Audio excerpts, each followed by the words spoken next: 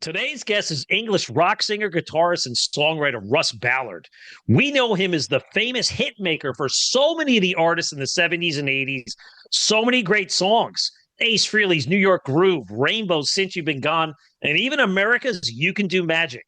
He's had a fascinating career, and he dropped a new double album this year. All this and more on this week's episode of Metal Mayhem ROC.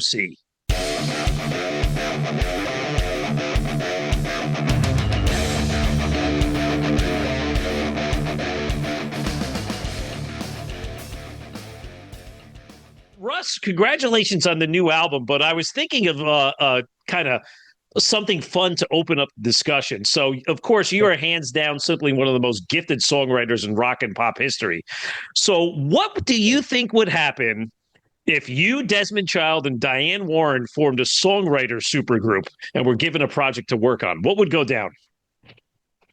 I'd want a bigger percentage. You get the bigger percentage, right?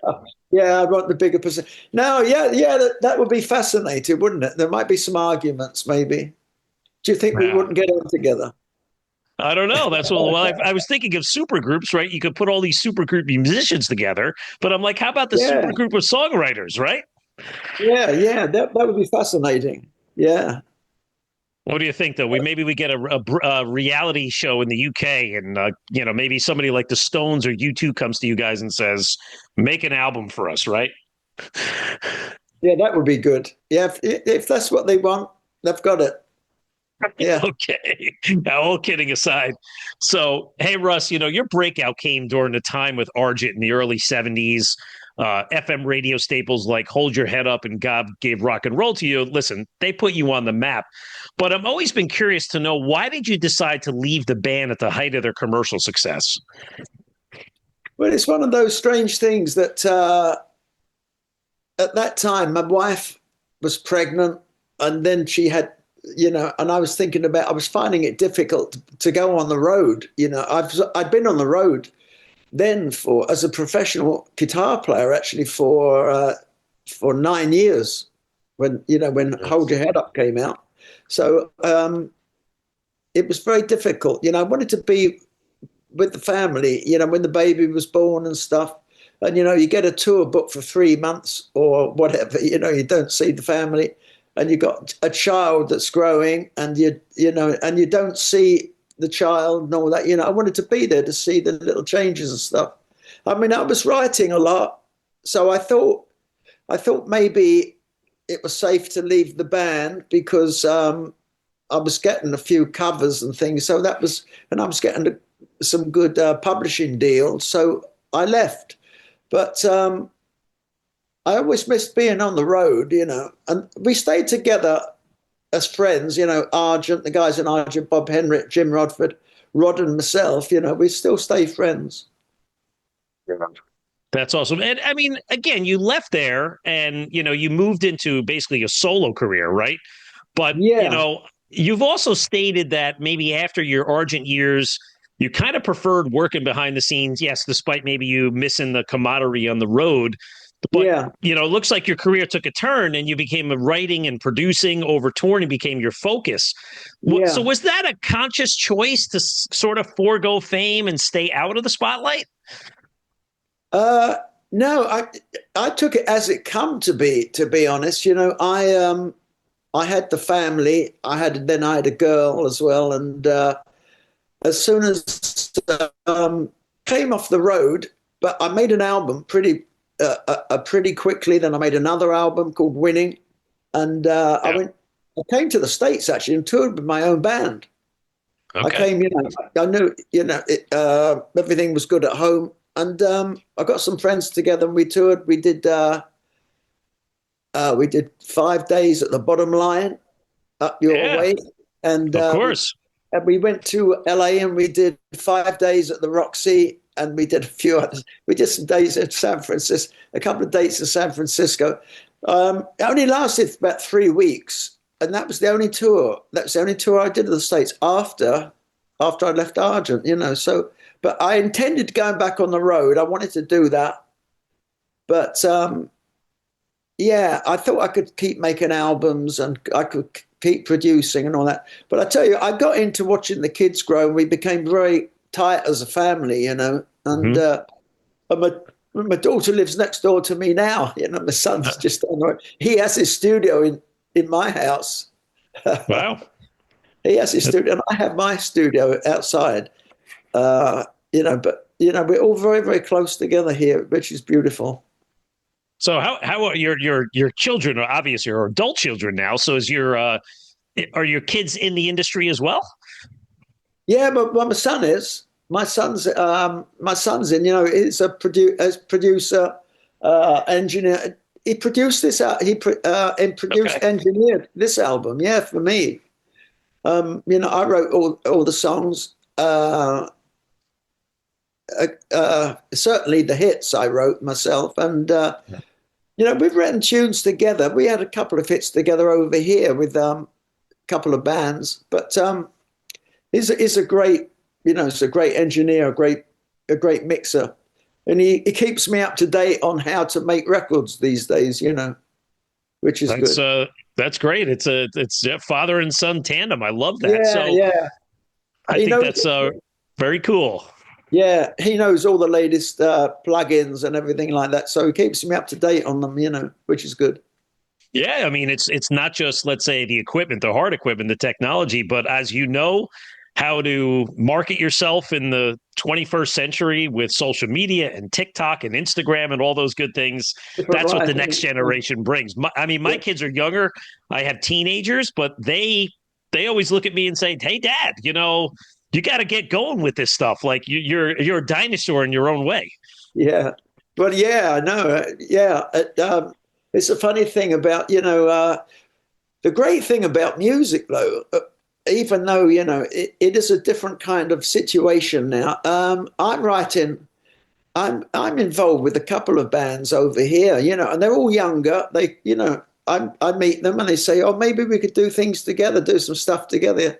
There's a band called Space Elevator I'm working with at the moment. I've done a few tracks with them, and they're 20 odd years younger than me, and there's no generation gap. That's the strange thing about music.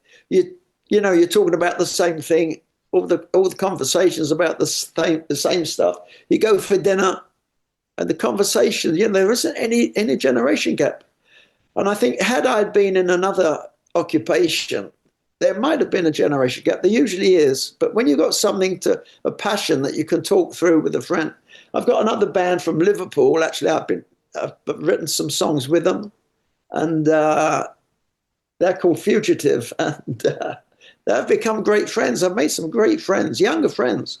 And it's like there's no generation gap, man. I love that. So that's good to hear. I know on David Gilmour's latest Luck and Strange album that he put out, again, he was introduced to a whole new set of younger musicians. His daughter plays on the album, and he went out and took this band on the road. I saw him at Madison Square Garden in New York. And, these kids could be his kids or maybe even grandkids, but it said it inspired him and got him a rebirth of things. Yeah. Yeah, of course. Yeah, of course. Yeah. Yeah, I know that's how it is. My granddaughter is dancing and singing, and she's an amazing dancer and singer. She's winning trophies and everything everywhere. Her name is Elodie. She's amazing. Okay. And I'm very proud of her as well. She's just absolutely amazing. Yeah, that's beautiful. I appreciate you sharing that. So, Russ, like most people know you as the hitmaker of sorts, but like maybe what gets buried there is you have released 10 solo albums. This becomes your 11th. So, which brings us to, let's say, part one of your new project, Songs from the Warehouse. So, you kind of refer to the new album as your lockdown tapes. It was a pandemic project like so many others. 13 songs. I mean, it's a fascinating album. I love it. There's so many different styles of music there. But in a general sense, when you set out to make new songs, is there a philosophy or an idea that sort of guides you when you get going? No, I've always kept basically the same premise, Lance, to be honest. For me, it's always looking, for the sake. I look for something that pleases me, always, and that's how I've always done it. I've never really written for anyone, only America. I wrote for America and wrote for a little band called Hello. That's a song I manufactured for them called New York Groove that Ace Frehley We know did. that one well. We know that one well. Yeah, all the other tunes. I always write for myself. It just so happens that people record them. Sometimes they get to them before I finished, I think. But I just love finding an idea. It can sometimes be the smallest of ideas, just a song title, and a title sort of lets you know what kind of feel it should be, whether it should be up tempo, whether it should be moody, that sort of thing. I wrote Liar years ago. My first hit in America was the Three Dog Night, and that was Liar. That was a long time ago. That was 71, and I wrote that just as a blues song. That was never meant to be. I thought it was just a blues song I was writing. But I must have sort of kept it commercial because they released that as a single. For me, it was always a blues. But it did have the element of surprise, which I think is always good in a song. Ain't that what you said? Ain't that what you said? Ain't that what you said? Liar! Liar! That idea. Exactly. But I still work in the same way. On this new album, I've got a song called Courageous that came from an idea that I saw on BBC News. And I saw it a few years ago, actually. It might have been in lockdown or even before the lockdown, about a girl that 12 years old, siblings, a sister of 8 or 9, and a brother of about 6, and the mother who's in a wheelchair because she has multiple sclerosis, and she's looking after the family. And they showed this thing, and she's a carer, and she's bathing the mother, she's getting the kids ready for school, getting them breakfast, getting the mother breakfast, and dressing them and all that. You see that walking to school, holding the kids' hands. It was such a moving story. Yeah. It was at the end of a news bulletin. It made me really, really emotional. And I thought I must write a song about this. And that's Courageous. We're a courageous girl living in a mad world. It's an inspirational storyline, yet it's kind of has a dance beat to it. There's a dance beat to it versus like, I love right straight through tracks 1 through 5. I love them because they're all different, yet they're all catchy. They're all melodic. I mean, Journeyman, it's got like sort of this bluesy swagger with this pace to it. And then The One Who Breathes Me is kind of dark and moody, yet it's got a cool rhythm. So there's a lot of contrast on your songs. Yeah. I've always written different kinds of songs. Sometimes it's just how I've listened to so many. I listen to everything that's going on. And sometimes I thought to myself, I'd like to try something like this. I'd like to try something like that. I've tried it all at some stage, Lance. I've tried these ideas before. Journeyman is about it's the story of the human being. It's the story of life, basically. This is my story. I'm a journeyman, just like you. I'm a journeyman, and singing about that and singing about spiritual things. I enjoy that too. The spiritual ideas. Sort of. I always think now. I think they're good for. Spiritual ideas are good lyrically and good musically for rock music, for adult rock music. I think. Yeah. The actual thing I've written one on there about the problems in the church, actually, that we've been through, probably worldwide. The problems with abuse and things in the church. So I wrote that. That's called The Last Amen. I wrote a beautiful song. Beautiful song, by the way. Oh, thank you. That was the idea of it, being in the church, and being around all that and singing. Obviously, I wasn't, but I could imagine what it was like being there, being unable to really get out of it. So I wrote that, and there's another one. The family way. The idea. It was a big thing years ago, going back to the 40s and 50s. And it's come up again recently about women having babies at that time out of wedlock. Mm-hmm. And they were sent off to Australia. Babies were taken away by nuns, and they were sent away to Australia or given away to people that wanted babies. And they never saw them again, and the women who are now in their 70s and 80s were talking about it on TV. So I wrote about that as well, the family way. It's all in the family way, that kind of thing. And yeah, they're interesting things. As you get older, it's more difficult to write about, I love you, I don't love you, please come back to me, because it doesn't happen to me that much these days. Although I could put my head into that space, I could do it. I know I could do it. And I do sometimes. Well, there's a lot of contrast in your lyrical themes there, but also, like I said, in the music itself. Like one of my favorite tracks on the album is "The Wild." I don't know, I just keep going back to that one. It's just got something that's uplifting and catchy and groovy. Yeah, about a northern girl coming down to the south in the lights of the city. It's an idea that's been used in rock before, but I've used it before in the song actually. But it was kind of retro. It's kind of I thought it as I wanted to do like a retro kind of song about it, But she was a northern girl looking for the bright lights, had to get to the city, and all that kind of stuff. Yeah, but I think it's pretty good. I wish I'd have brought up the guitars on that one a little bit, made it more sort of earthy. But yeah, that's had a good reception, that one.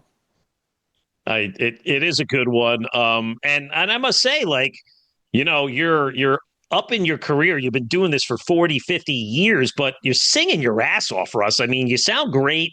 Songs like Resurrection and Sleepwalking. I mean, what great vocal deliveries in these songs. Good choruses. That's great. Yeah, but I've always searched for the chorus and stuff like that. It's like, don't bore people. Try to, give them something, I hear a lot of songs where you can't hear. You think this is really cool. This is really good. And then you realize that when it's finished, you think, what was that called? Because I didn't get the title, Right. And I think sometimes writers throw the titles away, throw the choruses away with, hiding the titles sometimes, But yeah, I mean, it's helped me. I had to learn not so much the art, but the craft of writing in my career. So I'm with the one and only Russ Ballard, and we're discussing his brand new double album. The Hits Rewired, Russ, is a collection of brand new recordings of famous hits either penned by you or performed by you during the years. So in 1976, you released the solo album Winning, right? And that title track, and Since You've Been Gone, were on that album. Yeah. And of course, these songs ended up being really big hits later on for Santana and Rainbow. So, maybe my first question is, when you first wrote these songs, did you sort of envision them being popularized by somebody else, or was this just pure coincidence that it happened that way? No, I wrote them for an album, my own album, when I had a deal with CBS at the time. And I wrote them as part of the album. I think Winning, I wrote as the first tune on the album. And that was basically the story of my life. Basically, that was it, the story of winning. I was suffering and, I was a loser, but now I'm winning kind of thing. That was the idea of it. And each verse is another sort of length of time in my life. And with, that was recorded by Santana 4 years later. I did mine in 75. That was 4 years later. And Since You've Been Gone was the follow-up single, and by me. And that was in 75 as well. So, he got a few plays and stuff, and people got some good reviews, but that was it. And then Ritchie Blackmore's Rainbow came out with it, and it was a big hit. But it was already a hit in the States by Head East. It was already out there as a top 40 hit. And apparently they supported Rainbow on a tour, and that's where Ritchie heard it. Okay. And Roger. So Because that's what I was going to say. That, like, what is the actual process? Like, you write a song like that. Okay, so now it makes sense. You know, it's recorded. Head East recorded it. Richie heard it. So it was Richie's decision to say, "Hey, I love that song." But what's the process there? Do they have to get that approved through the record label, or is it just, "Hey, I'm going to cover this song"? Well, I think because I'd done it first, I think you basically all you have to do is ask permission to release it. I think that's how the sequence goes. And if there's no change to the lyrics or any big changes, I think anyone's allowed to record them. You know, they only have to ask permission if they've made changes to the song, to the lyrics, or whatever. You know, if they've made big changes. Yeah, that's how it happens. But for you, though, Russ, I mean, okay, Winning and Since You've Been Gone, those were maybe the first two that really launched. But then you start getting a reputation, right? I mean, then it's like, oh, this is a Russ Ballard song. I mean, even Winning, I mean, I'm 54 years old. I remember that song as a kid on like the radio, but I always categorize Santana as this Latino jam band, you know, Carlos Santana up there, and Winning was like a complete departure from that sound. I mean, you hear it today on like the yacht rock stations. Yeah, yeah, that's absolutely right. Yeah, you know, I think it's really good for them now because they're in Vegas. They're in Vegas for a season, actually. So it's Winning is the perfect song to, you know, and obviously they recorded it, had a big hit with it, you know. But I did have a hit first before those two. I had a hit that was on the first Argent album, which was Liar. Mm-hmm. I think I mentioned it to you actually. So I was getting a bit of a reputation then because people liked. I had a couple of songs, you know, at that time that people were talking about in England and stuff. So yeah, so the word grew, which was handy for me, you know. Yeah. Yeah, and sticking, let's say, with the Richie Blackmore camp, I was doing my research, and maybe you could set the record straight. So, is it actually a fact that when Richie was considering leaving Deep Purple, you were one of the guitarists that tried out for the band? No, that's not true. No, that's not true. But it would have been interesting, you know. I've I've I've met a few of those guys and know them, you know, and stuff.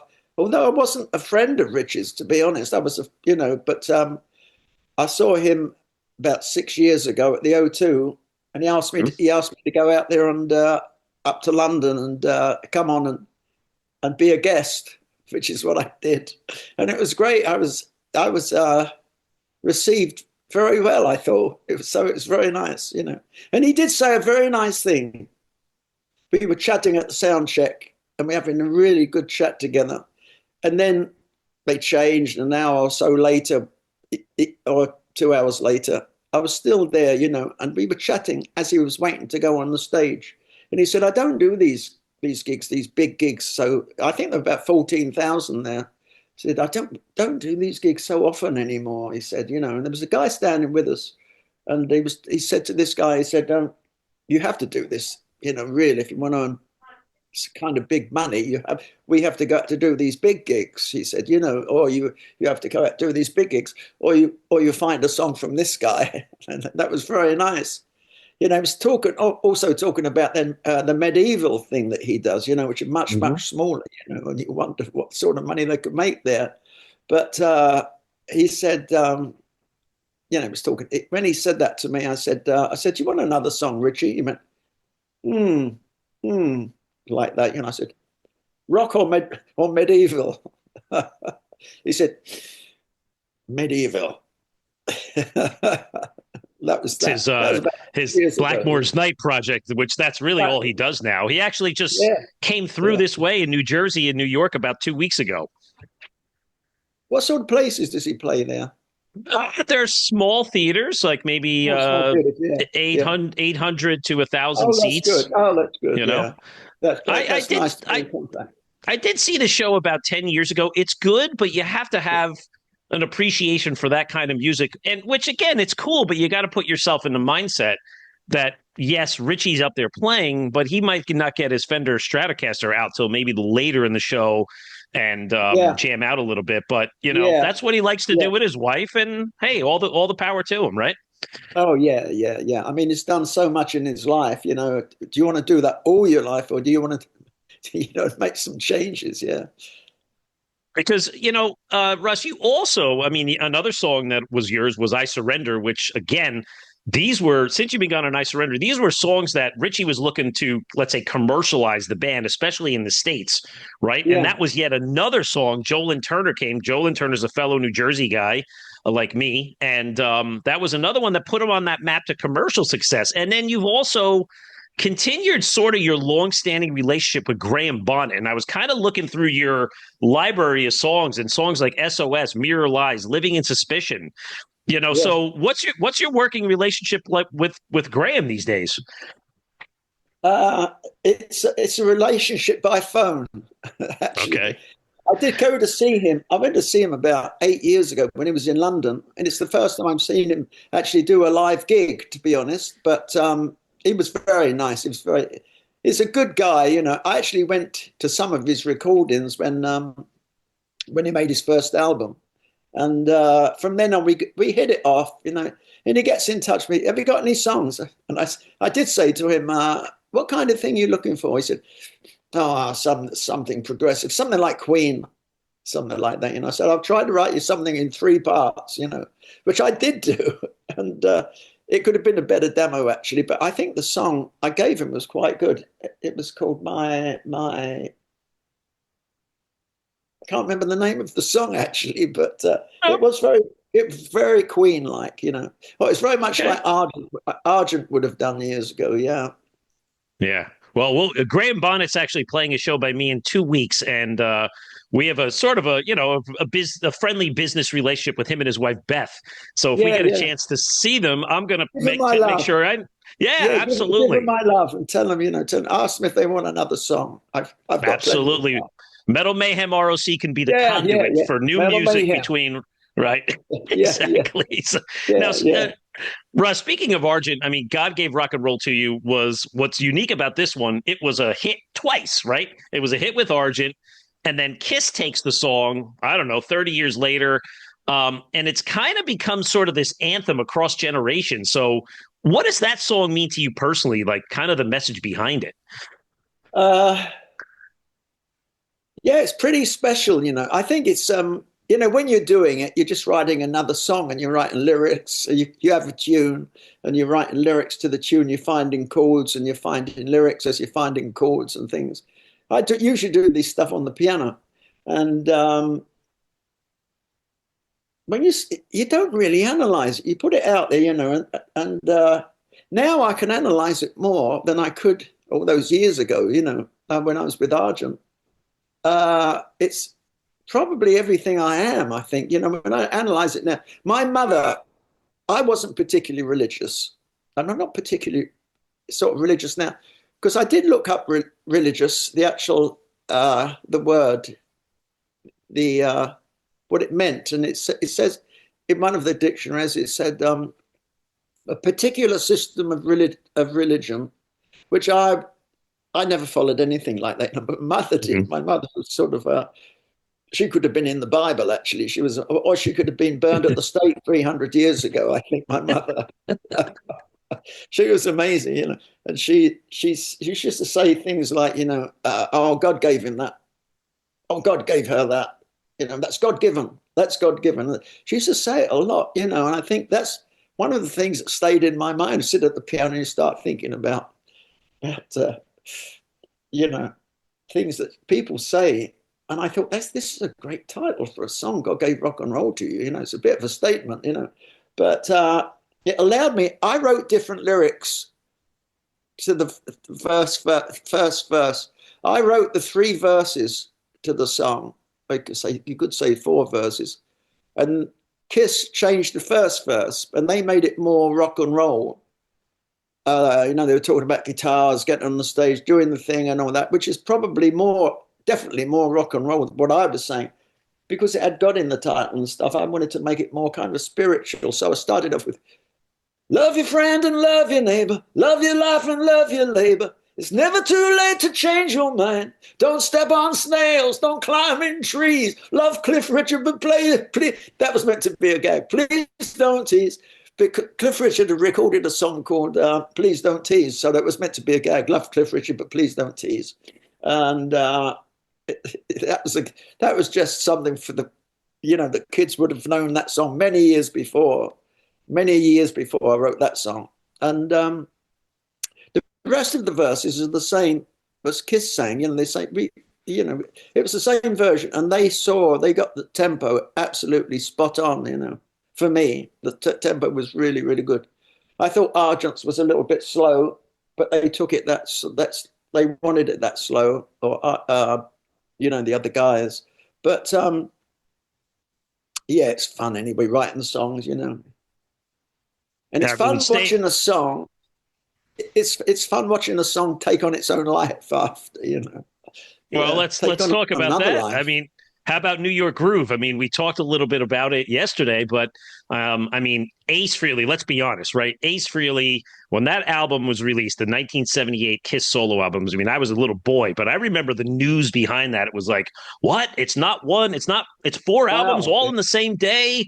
Holy crap. And that became an anthem in and of itself. It's synonymous with Ace Frehley. You hear it at sporting events. I went to a New York Yankees baseball game about a week ago, and they won the game. And at the end of the game, they play 2 songs. They play Frank Sinatra's New York, and then they play, New York Groove. Absolutely. Yeah. And you get those 2 songs together. Maybe the first question about this song is, when you wrote it, what inspired, what was going on in your life in 75 or 76, whenever you wrote it, that you said, some experience in New York City said, I want to write a song about city? You see, before that, this was 1975, and obviously 2 years before that, we were there a lot. We played the Academy of Music three times.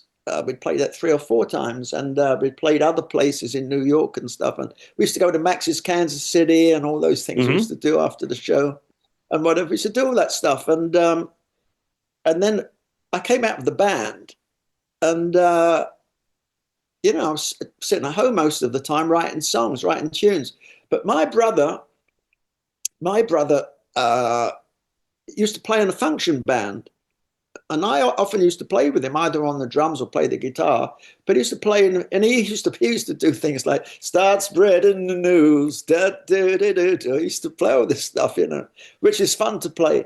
But he said, there was a band on with us, Russ. He said, they're amazing. They're only 16 years old. They're little boys, little guys, but they're amazing. They're all small, like the Small Faces, actually. They're small.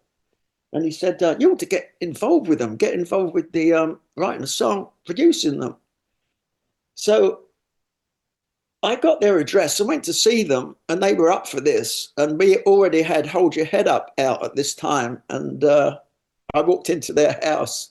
They were all set up in the drummer's house, and all the mums and dads were there, and I walked in, and they played Hold Your Head Up as I walked in, so it was brilliant. But I thought they were really, really good. In 75, at that time, I just produced an album for Roger Daltrey, which was Ride a Rock Horse, and we listened to the cut of the album, and we did a cut in London, which sounded okay, but Roger said, everyone's talking about Sterling Sound in New York. And a guy called Bill Ludwig at Sterling Sound apparently gets really loud cuts. I said to him, shall I go to New York and see if I booked time? I booked in time there. And, when I was on the plane, as you do, waiting, and I always have a notebook with me and a pen. And I thought to myself, I'm going back to New York, back in the New York Groove. And I thought, that's the title. And I just wrote New York Groove. And straight in my head, I thought, Bo Diddley, gotcha, gotcha, gotcha, gotcha, gotcha, gotcha. Don't ask me where it came from, but I had that. All I had was that. Anyway, got them in the studio on downtime. It was in the evening. They were all set up, mic'd up, everything ready to go.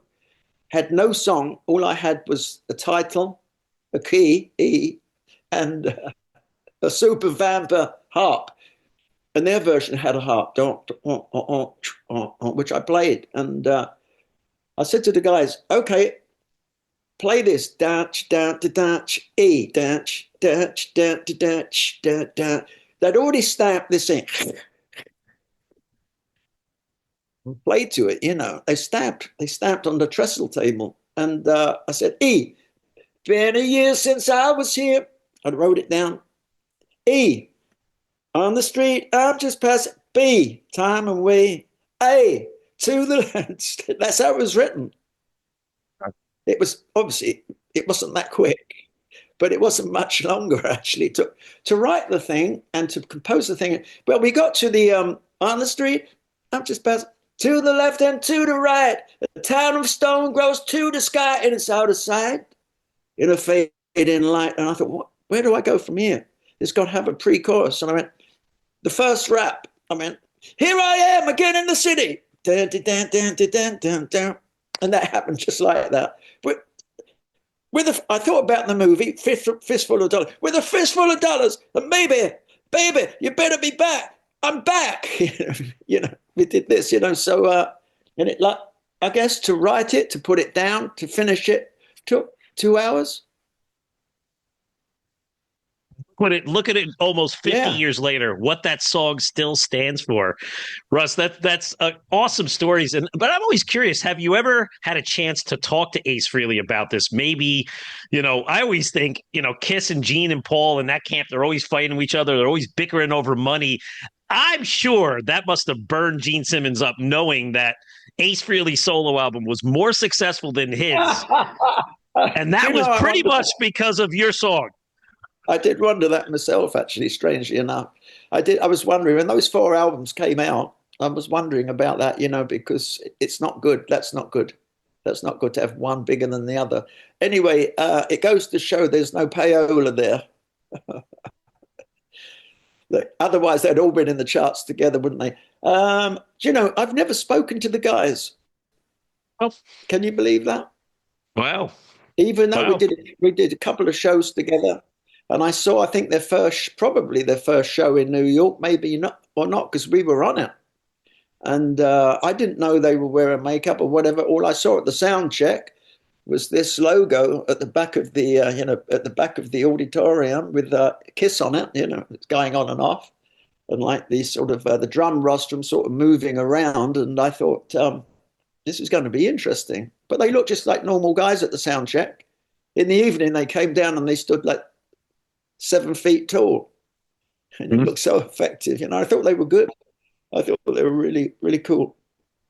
Well, you gotta, you know, before time goes on, you got to make sure you speak to Ace about that someday. Well, that would be cool to do, but it's amazing that relationship exists. I know somebody. Yeah, I know somebody did mention to me that he did mention us actually in his autobiography or biography. And it was very nice. He mentioned it, but he remembered our gig because we did a version of Aquarius, the song Aquarius. Okay. Yeah. When the moon is in the 7th house, and we went ga ga ga ga ga ga ga.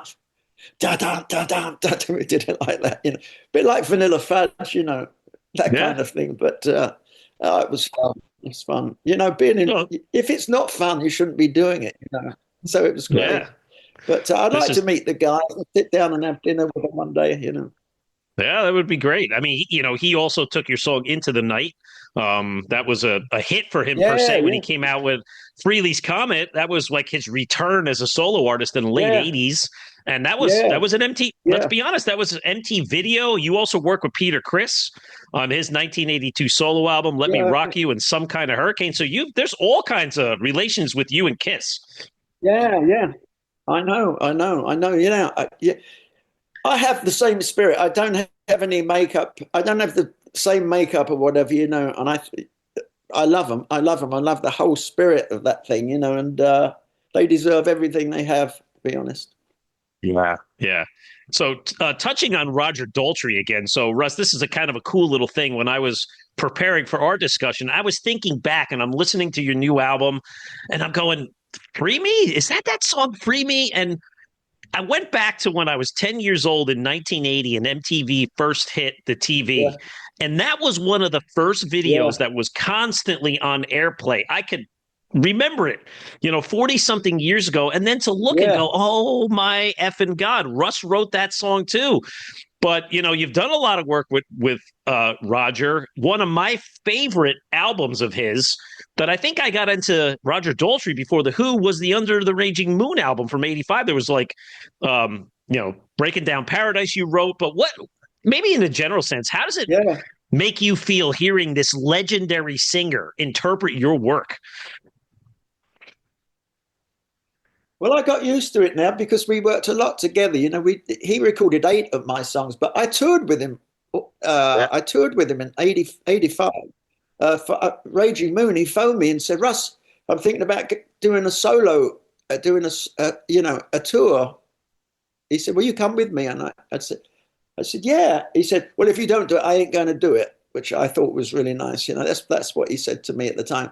Anyway, I had a good band, and we rehearsed a few times, and then we went, played all over it's only the east, actually, the east side of I remember going to Pennsylvania. We played all around that area. Anyway, I think Boston and whatever, and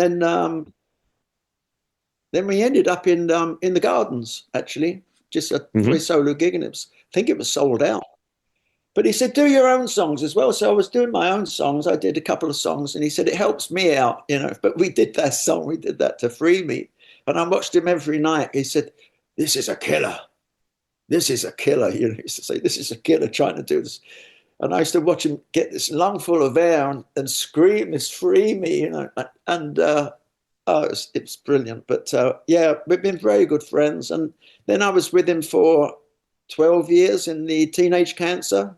I was with him in that band, so that's been a long relationship. But I love him and his family, Heather, and we did Leo Sayer's album at his house. All those years ago. That first Leo Sayer album, 1973. Bob Henrik was on it as well. And we did that at Roger's house. Wow. And then we did Roger's album, first album there as well. So it's been a nice relationship. Have you been keeping up on the drama with the Who, with Zach Starkey, who was thrown out and then back in and all that other stuff? That sounds like them. I said to Roger. I remember saying to Roger when he first got in there. He got in. Who was the drummer had just before that? The drummer just. Playing for the Kenny Jones. Kenny Jones. After Kenny, he went into Toto. It's my friend. He played on Voices. Actually, I'm trying to think of his name. Okay. Oh, Simon Phillips. Yes. It was Simon. When I heard that Simon was in the band, I said to Roger, he'd done quite a few gigs then with Zach, and I said to Roger, I didn't know what the relationship was like. I said, do you miss do you miss him? And he said, "No, Zach's the drummer for us." I thought, you must miss Simon because he's so amazing, But when I hear Zach, it's spot on for the Who. I think he's a dead right drummer for them. Yeah, well, I'm glad they kissed and made up, so say. I'm sorry. I did work with Zach. I did work with Zach's dad for about a month. Oh yeah, what was that like? Which was lovely, and it was great. It was great. Yeah, I loved. I was in a club one night with a few people. I walked into the club about midnight, and Ringo was in there with a few people. I didn't see him, actually. I didn't see him in there, but it was Lulu in front of me. I don't know if you remember Lulu, the singer Lulu. She was in front of me. I'd just been to her brother's wedding. And I heard this voice say, "Russ, Russ." And I turn around and she shouted, "Hello, Richie," over to him. And he looked at me and said, "Got any song? got any songs, And I said, I'm going to sit down with him. I said, what are you looking for? He said, hits. And then we became really, really big friends for about 6 weeks, on and off, on and off. My dad was ill, so he was spending only 90 days in the country in England, and he was coming in and going out, and he'd phone me and say, what she's doing tonight, so what she's doing tonight. I said, I'm going to see my dad, and he said, why don't you come into London, So I go into London to the Hilton, and we'd sit there for hours just talking about stuff. And, a lovely thing he said to me after he sort of got to know me, we'd known them since 1963, on and off, but we never knew him well, but he said to me, Russ, I get great vibes from you, he said to me, which was lovely. It meant a lot to me because they did a lot for me, actually. Just they did a lot for the world. They did a lot for the country. That time I happened to be in the swinging London scene. I was professional and working then, and we did a few gigs together, like we played at Wembley together, as a sort of a lot of bands. That was the Stones, the Beatles, that was us, and there was Dave Clark 5 all together in one show. It used to be amazing. There was real swing in London then, Yeah. Well, good stuff, Russ. It was amazing. You mentioned voices before because number one, the version of the song on your new album is awesome. It's almost like, I get like excited. It's like a little bit of a dancey track, but what we're a hard rock heavy metal show, but what people also have to realize about Russ Ballard is you crossed outside of the rock genre as well. You got into pop. I like to call it yacht rock, but you think of a song like Voices, right? And that one was, let's say, played on the Miami Vice TV show. And then there's a song like America's You Can Do Magic. I mean, again, Russ, that song's a monster in and of itself. It's its own entity. I mean, just talk about the impact of like some of these songs that have had on your career and the other bands. Yeah. Are you talking about Voices? You're talking about Magic. You Can Do Magic. Well, I'd say both. Talk about Voices first. Yeah, Voices. Again, that was sort of, as I've said to you before, Lance, you're looking for different ideas. And I don't know where that came from, but the idea of singing, about voices is what it's. I had a rough time years ago, and I mean, I was, just exhausted, mentally exhausted. And as singers or musicians are on the road, they become exhausted. And, when they cancel shows, it's usually not because he's gone mad. It's usually because mental exhaustion, I think they call it, or emotional exhaustion, they usually call it. That's the thing. And I came off the road, never cancelled a gig. I came off the road. When I was off the road, I was on pills and things to get through this thing. And I wasn't so much hearing voices, but I was thinking about that whole thing of ideas for songs. And I must have thought, I hear voices. But I thought, yeah, well, the fact is, it's just a great idea for a song. And so it became very introspective. And I loved it because it was so introspective and like nothing else I'd ever written. Because it was, if you could see my mind, if you really look deep, maybe you'll find somewhere there will be a place hidden behind my comedian face. You will find somewhere there's a house, and inside that house there's a room. Locked in the room, in the corner you see a voice is waiting for me to set it free. And I got the key. Voices, I hear voices. But then I wanted to say, basically, don't look back, look straight ahead and say to everybody, don't look back, don't think about yesterday or whatever. Look straight ahead. And, and I kept putting that in, that idea. But it was, I think, too introspective to become a radio hit. I think it was just, it was too introspective. Bryan Adams phoned me. I never met Bryan Adams. And he phoned me. It was really, really nice, about 10 o'clock at night. And the lady that was working for me at the time, she said, I was just getting into bed. She knocked on the door and said, there's somebody called Bryan Adams on the phone, wants to speak to you. She didn't know who he was. Never heard of him, And I said, yeah. She said, I'll tell him if phoning back tomorrow. I said, no, I'll speak to him now. We had a great chat, and he said, Russ, I just love that song, Voices. He said, it's so introspective. I said, yeah. And I said, do you want to meet? Do you want to meet? He said, oh, it'd be great to meet, And I said, have you seen around Abbey Road? He was staying at Montcalm Hotel, which is just around the corner from Abbey Road. So he said, no, I've never seen Abbey Road. So I drove up, they picked him up, took him to Abbey Road, and we spent about 4 hours there just talking about, he's talking about his album. He was really excited about his album because he had done this one song on his album, and it was the duet with Tina Turner. Mm-hmm.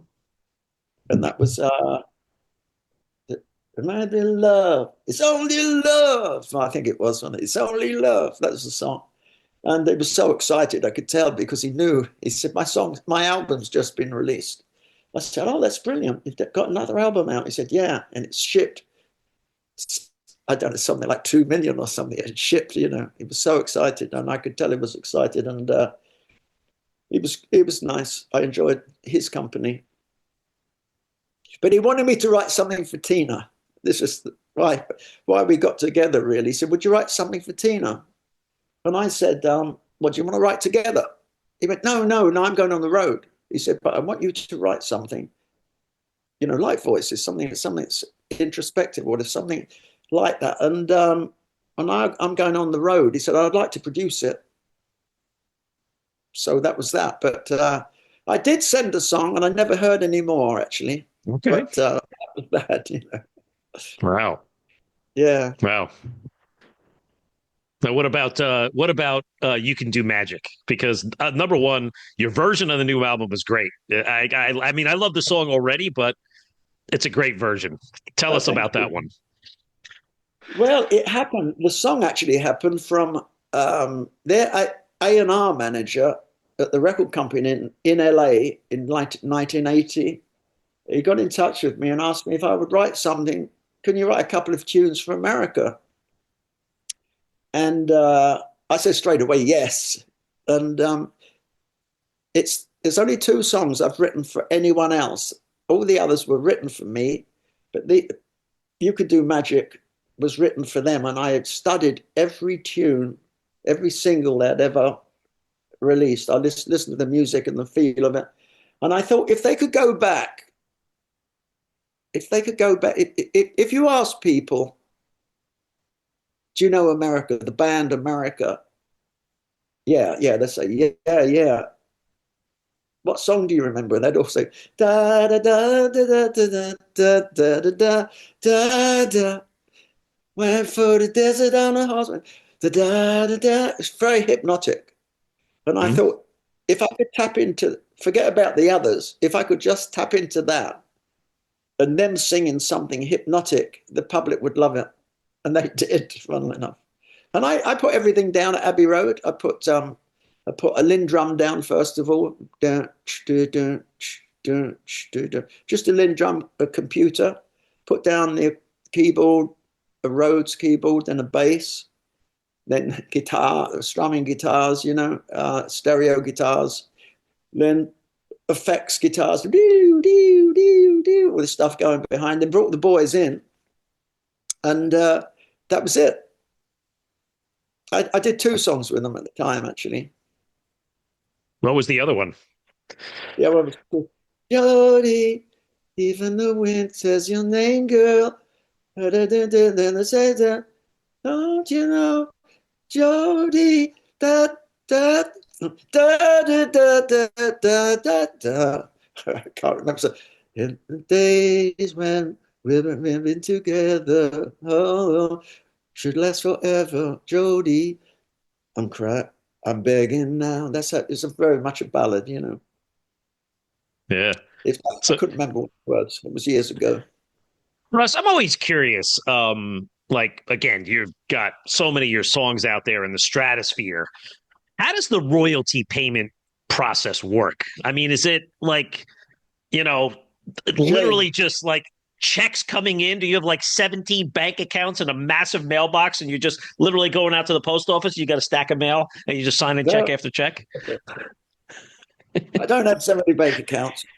I have 63. Well, there you go. You know, the kind of phrase from Liberace. You know that bank I ran to? Well, I bought it. That's one of Liberace's. I thought that was great. It used to be really, really, I mean, they used to call it the real estate of the music industry years ago, Lance. Mm-hmm. And it was the real estate of the music industry. You know, you'd make more from writing the song than you'd have to go on the road for a year to actually earn the money you get from a hit record. And then it goes on forever. The streaming thing changed everything, you know, when because, you know, going back to the 70s, early 70s, 60s, whatever, you know, you in England, it's not a big island. It's a small country, and you've got Wales, you've got Northern Ireland, and you have Scotland. And, you know, when people phone you, publishers phone you and say, Russ, the song sold 73,000 today. And you go, wow, where's that taken? That should go up to number 15 this week, I think, you know, and they phone the next day. They say, it's done 50 today. It's done 25.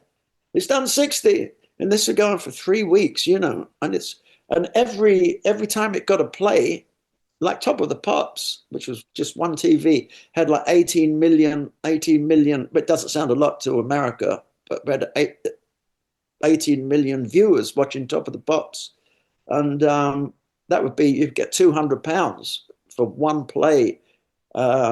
So it was big money. And you've got to remember, you have multiple thousands and thousands of plays. But you never always got 200. I think in the States you get sort of 2 cents a play or something like, or a cent a play. I don't know what it is now, but you know, you think you get money from music. Your music played in a restaurant, in a hotel, in elevators, dentists, all these places. Right. You know, it's they have to pay because they have to pay a license fee to PRS, or in America, it's the Association of Composers and Publishers, ASCAP, or BMI. You know, they collect and send it over to Britain, and we collect by Performing Rights Society. We send it over to America. So it's still good, you know, it's still good. And the songs that are known, because my songs that are known still getting played somewhere on oldies radio. But it's still good money, you know, it's still good money. So I can't complain. I still do it if I didn't get paid. I do, and I don't get paid. That's the dedication. It. That's the dedication to your craft, Russ. So, Russ, this has been an awesome discussion. Before we end the show, I want to go a little deep now, and because we're a hard rock show, there were 4 songs. I was geeking out with my friend, and we're looking at like your list, and we found 4 lesser known, let's say, deep tracks that you wrote that were recorded by other hard rock artists. So you had "Riding with the Angels" that was recorded by Samson, who that Bruce Dickinson of Iron. Yes, Samson, Bruce Dickinson. "I Did It for Love" by Night Ranger, and then you had "So This Is Eden" with Bad English, and then "On the Rebound" from Uriah Heep. So maybe in a general sense, was there any one let's say, song of yours that you feel didn't get the recognition it didn't deserve? Maybe something from the list I just mentioned that should have been bigger? Yeah, I think, you know, Night Ranger. I love Jack Blades from Night Ranger. He came and stayed with us for a week with his wife Molly, and I'm glad we're back in touch, which is great. And he was dynamite as a man to be around. You know, it was great. My demo was really good of that song. "I Did It for Love." I thought it was really good. It was produced in the end. It wasn't produced by Keith Olsen, but I think it was produced around that same the same studio, and I was. It was a hit. It was a hit. It was a small hit, but I think my demo was warmer. I think it was warmer, but they obviously did it in their way. But yeah, yeah, they're highly respected, and I love Jack and Molly. Um, as far as Riding with the Angels goes, I always thought that was strong, but because it was hard. I was being a punk then, Lance. Mm-hmm. No, it wasn't so much a punk. I wanted to do a hard rock album, just rock out. And Bob Henrik was on there with me. I called the band the Barnet Dogs, but it was a good album. What was the other song you mentioned? So This Is Eden from Bad English. Yeah, that was with Bad English. That was with that was Jonathan Cain and John Waite. Mm-hmm. Yeah. I went to LA to do that with them, and we did the two in 2 days. We did the two songs, and Jonathan was. We were in the apartments. What are the apartments in LA? There's some apartments. I went to the wrong one first, so I turned up at their place probably about an hour and a half late, and they were sitting there wondering if I was ever going to turn up. I said I went to the wrong place. Anyway, we wrote a song and we got on really well. And I've written with John since then. I wrote with John at my house, actually. I enjoy his company a lot as well. Yeah. Yeah. Well, it was funny. I don't know if you know this, but I was going back in my own memory. The song Riding with the Angels, when Bruce Dickinson stepped away from Iron Maiden, he went out on a solo tour in 1990 called Tattoo Millionaire. And they played these little clubs in the States. He opened the show. That was his show opener, Riding with the Angels. I didn't know the song. And we're like, what's this song? This is a driving, heavy song. Come to find out, here it is 30-something years later. I'm talking to the man that wrote it. Yeah.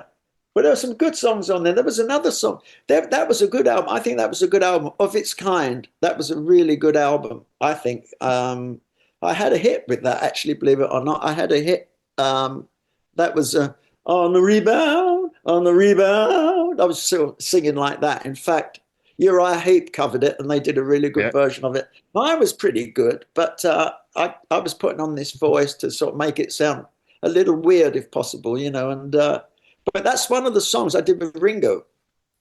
Wow. I did that song with Ringo. There's a version of Ringo's out there somewhere that hasn't been mixed. I'll have to have a word with him to find out, because I'd love to get it. My dad died when we were working together, so I left Copenhagen where we were recording and went home. So he did phone me and say to me, Russ, where are the master tapes? Where are the tapes? And I said, I don't know. I came home back to see my mum, when my dad died. But he recorded 5 of my songs, but one of them was on the rebound. And did you ever hear Uriah Heep's version of that? Yeah, I was actually playing it the other day, and we had Bob Daisley on for an episode recently, and Bob played on that version. He was in Uriah Heep in the early '80s, so it's all connecting for us. Yeah, on the rebound. He did it like that, which was really good.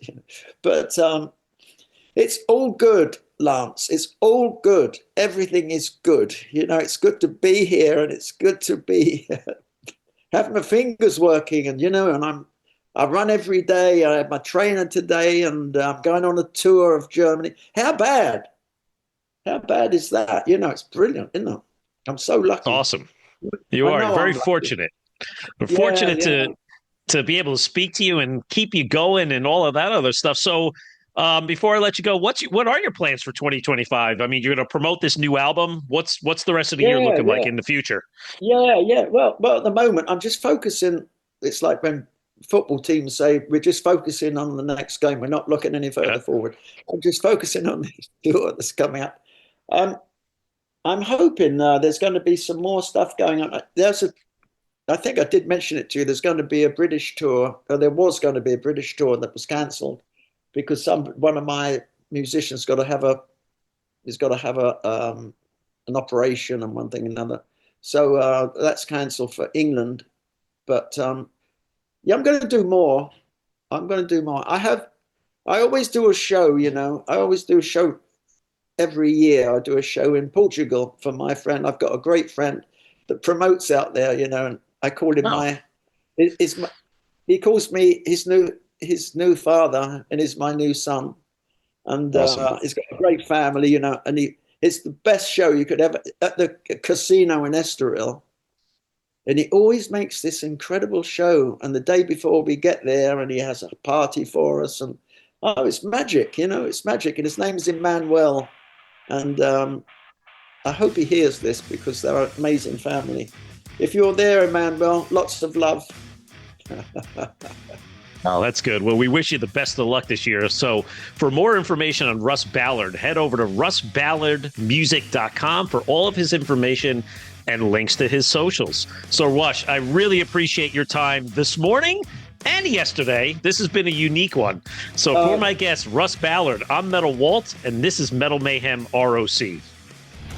Metal for life. Thank you for listening to Metal Mayhem ROC. Check out our website at metalmayhemroc.com for information on podcasts, archives, links to all our live radio shows, and all sorts of info. Please like, follow, and share with everyone, even your non-metal friends. And always remember to keep it heavy.